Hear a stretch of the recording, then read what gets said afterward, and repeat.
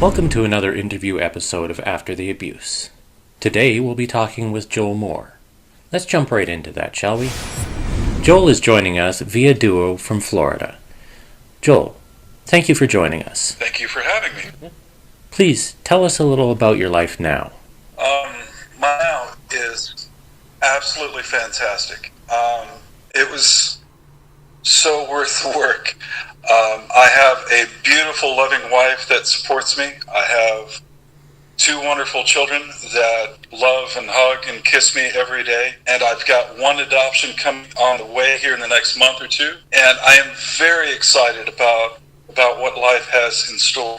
And I am happy to have worked so hard for it, if that makes any sense. Mm-hmm. Can you tell us a little about what you had to endure as a child? If you'd asked me if I had been sexually abused 8 years ago, I would have told you no. I had a good life growing up.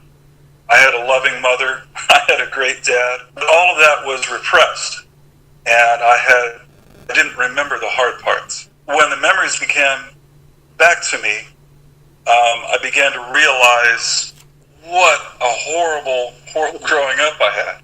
After my father died when I was 11, things really kind of went to hell afterwards. My mother kept telling me that she was either unwilling or incapable of raising me herself, and that I needed a man to raise me, or else I was going to grow up different. And so I needed to go out and find a man to mentor me and to raise me. Well, in my adult brain, as a child,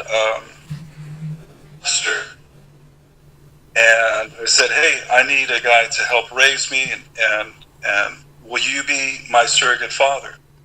Well, of course, he said yes. And so I went to see him about how to dance with girls and things like that, and some of the weird feelings I was having as an adolescent. And he took advantage of me there in his office at church. I still don't know. I think that happened. I was 15 when it started, and I left that church when I was 18. So as far as I know, it went on for 3 years. The pastor would call on me. He would use certain keywords which cued me to go to his office the next day. He would have communion with me before, when we on Mondays. He would use his religion and the gospel to manipulate me into doing things for him. And so that's caused a lot of difficulties as I've grown up, as you can imagine. How do you counter depression at the time when things seem the most bleak? That's hard, because each day the depression comes, and each day I have to try a new tool to get rid of it.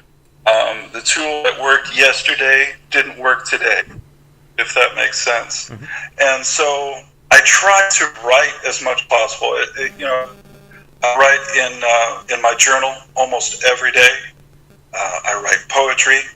I do have a blog that I try to update as much as possible. For me, writing is essential. Communicating with my wife is important. I know sometimes she gets tired of me talking, but she does take the time to listen to me and say, man, I just feel blue today. And she's like, yeah, I get that. It's okay, Joel. Other days, since I'm fortunate to live near the Keys in Florida, I'll head to the beach and just look out at the ocean. That to me is kind of a spiritual thing. I get to release all that sadness out into the abyss. And that's very helpful for them. It's common for abuse survivors to have to deal with substance abuse or addiction in one form or another. Is this something that you've had to deal with? I've kicked all kinds of addictions. If I find something to get addicted to, I go wholeheartedly at it.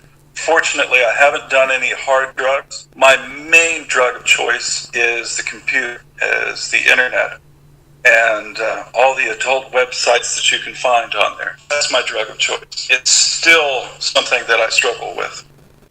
What was it that started you on your healing journey? I think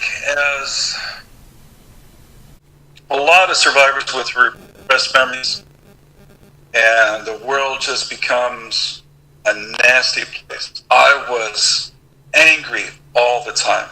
There wasn't a moment in time I wasn't angry. Even when I was sleeping, I was angry. My wife will tell you that she didn't know what husband she came home to on a given day. My emotions were erratic. That was really the catalyst when she said, "Get out." And she was going to divorce me. I was like, well, I can't have that. I'll do something to change. So I spent a whole month in the garage. Even though I was angry with everything, I spent a whole month reading the book of John in the Bible. I read it over and over and over again.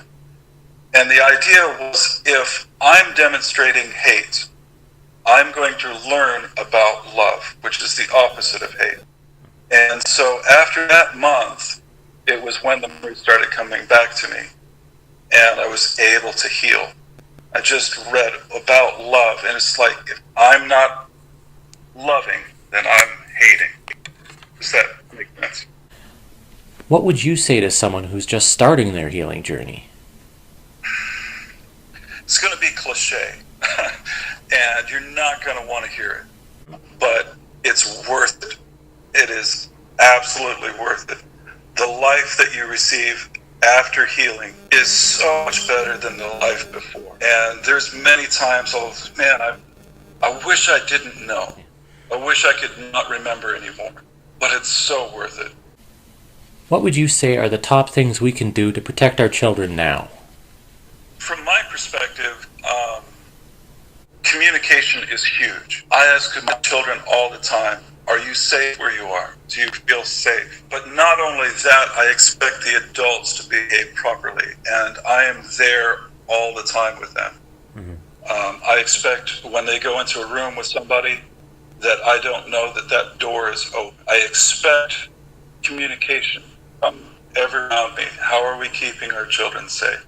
I think that abuse lives in the darkness, and if we can keep things in light, keep things where we can see them, then that abuse would not occur. Thank you so much for sharing with us. Thank you again, Joel, for sharing with us. Your healing journey is an inspiration to us all. That's all for this episode. The next episode will be another interview episode. It'll be the interview with Harold Glen Hall.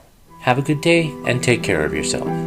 If you're looking for resources on helping yourself or someone else who has gone through abuse, you can visit rain.org. Or, for resources specifically for men, go to oneinsix.org. If you're struggling with thoughts of suicide, please call one of the numbers in your area on the screen.